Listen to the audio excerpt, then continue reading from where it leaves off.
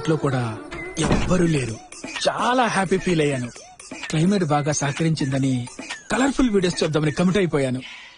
ఇంట్లో తలుపేశాను. నా కర్మ ఏంటంటే తలుపులు గడియ పెట్టడం మర్చిపోయాను. సడన్ గా నా పిల్లం తలుపులు తెరిచింది. కంగారులో ఏం చేయాలో అర్థం కాలేదు. ఆమె కళ్ళతో ఖండాలుగా నరికేద్దామని నన్ను చూసింది. నేను కళ్ళతో కాళ్ళపై పడి కనికరించమని వేడుకుంటున్నాను. చూసింది భద్రకాళిలా చూసింది. తర్వాత ఏం చేయాలో తెలియలేదు.